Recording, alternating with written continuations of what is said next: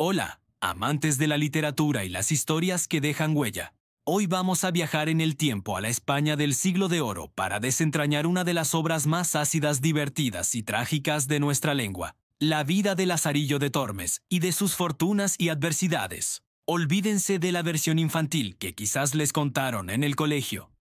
Hoy vamos a hablar del Lazarillo real, del crudo retrato de una sociedad hipócrita y de la lucha por la supervivencia de un niño que se convirtió en el primer antihéroe de la novela moderna. ¿Listos para descubrir la verdad detrás del pícaro más famoso de todos los tiempos? La historia arranca con una confesión.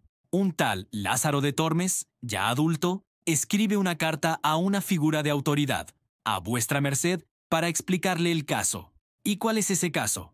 Pues el rumor que corre por Toledo de que su mujer le es infiel con el arcipreste de San Salvador, su propio protector. Pero para que vuestra merced entienda por qué él aguanta semejante deshonra, Lázaro decide contar su vida desde el principio. Una vida que, como verán, justifica su particular visión del honor. Nuestro protagonista nace literalmente en el río Tormes, de ahí su nombre. Su padre es un molinero ladrón que muere en una expedición militar. Su madre, viuda y pobre, se amanceba con un mozo de caballos negro, Zaide, con quien tiene un hermanito. Lázaro, al principio, le tiene miedo a Zaide por su color, pero pronto se da cuenta de que es él quien trae comida a casa. Aquí aprende su primera lección. Las apariencias engañan y la necesidad une a las personas más dispares. Pero la felicidad dura poco. Zaide es descubierto robando para alimentar a su nueva familia y es azotado públicamente. La madre de Lázaro, para evitar más escándalos, decide entregar a su hijo a su primer amo, un ciego. Este es, sin duda, uno de los pasajes más famosos. La despedida de su madre es desgarradora. Le dice: «Hijo, ya sé que no te veré más. Procura ser bueno y que Dios te guíe. Criado te he, y con buen amo te pongo. Válete por ti». Con estas palabras, el niño Lázaro es arrojado al mundo, y su despertar a la crueldad de ese mundo es inmediato. Al salir de Salamanca, el ciego le dice que acerque la cabeza a una estatua de piedra con forma de toro para oír un gran ruido. Cuando Lázaro, inocente, obedece, el ciego le estampa la cabeza contra la piedra, diciéndole: «Necio, aprende, que el mozo de un ciego un punto ha de saber más que el diablo». Esa primera burla, ese dolor físico, es la verdadera graduación de Lázaro en la escuela de la vida. A partir de ese momento, entiende que está solo y que para sobrevivir tendrá que ser más astuto que nadie. La vida con el ciego es una batalla diaria por un trozo de pan. El viejo es un avaro redomado, un maestro del engaño que se gana la vida rezando oraciones falsas por dinero. Guarda la comida bajo 7 llaves y Lázaro tiene que inventar 1001 tretas para poder comer. Descoser el fardel de la comida, hacer un agujero en la jarra de vino para beber con una paja o cambiarle las longanizas por nabos. Cada treta es descubierta y castigada con una brutal paliza, pero cada paliza es una nueva lección de picaresca. El ciego, a pesar de su crueldad, le enseña a Lázaro a ser un superviviente, a agudizar su ingenio hasta límites insospechados. La relación es de odio, pero también de una extraña dependencia. Finalmente, Lázaro, harto de hambre y maltrato, se venga. En un día de lluvia, guía al ciego para que salte un arroyo, pero en lugar de guiarlo a un lugar seguro, lo dirige de frente contra un pilar de piedra. Mientras el viejo yace en el suelo, medio muerto, Lázaro huye, dejando atrás a su primer y más influyente maestro.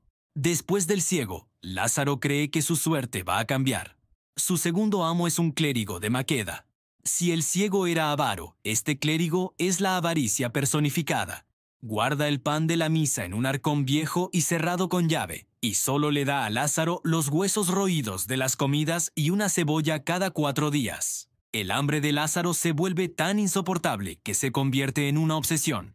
Consigue una copia de la llave del arcón y por las noches se da pequeños festines haciendo creer al clérigo que son los ratones los que se comen el pan. El clérigo pone trampas, pero Lázaro es más listo. La situación llega a un punto crítico cuando Lázaro, para no ser descubierto, duerme con la llave en la boca.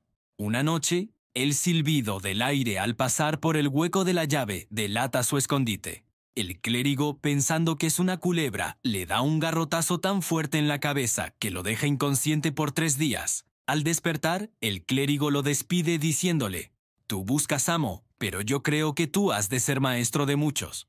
De nuevo, Lázaro está en la calle, más hambriento y apaleado que nunca. Llega a Toledo, y su suerte parece cambiar de nuevo al conocer a su tercer amo, un escudero. Este hombre va impecablemente vestido, con andares nobles y una actitud de gran señor. Lázaro piensa que por fin ha encontrado la prosperidad, pero la realidad es un jarro de agua fría. El escudero es la personificación de la falsa apariencia, de la honra vacía que tanto se valoraba en la época. Vive en una casa desmantelada, no tiene ni un mísero mueble, y lo más importante, no tiene nada que comer.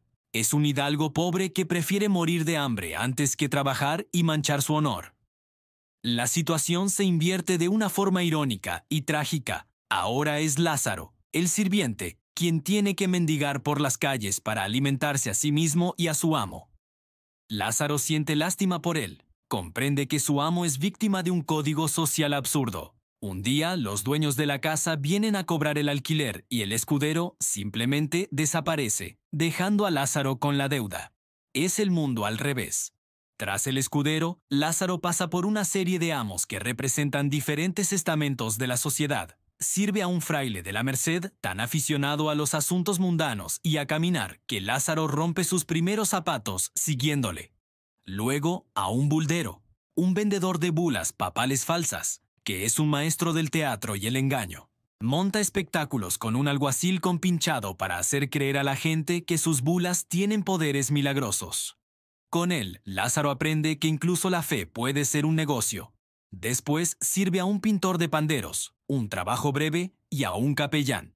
Con este último, su vida empieza a mejorar. Se convierte en aguador, vendiendo agua por la ciudad. Por primera vez en su vida tiene un trabajo honrado, gana su propio dinero y puede comprarse ropa decente. Durante 4 años ahorra lo suficiente para sentirse hombre de bien. Y así llegamos al final de su viaje, al caso que nos contaba al principio.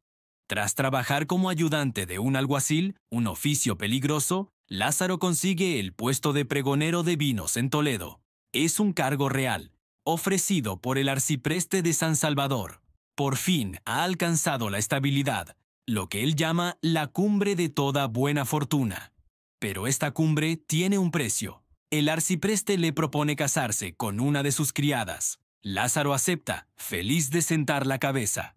Sin embargo, pronto empiezan los rumores. Las malas lenguas dicen que su mujer era la amante del arcipreste antes de la boda, y que lo sigue siendo. Que el arcipreste los visita constantemente en casa, y que su mujer entra y sale de la casa del clérigo a todas horas. Cuando Lázaro, ingenuo o queriendo serlo, le pregunta a su mujer sobre los rumores, ella monta en cólera y jura que es inocente.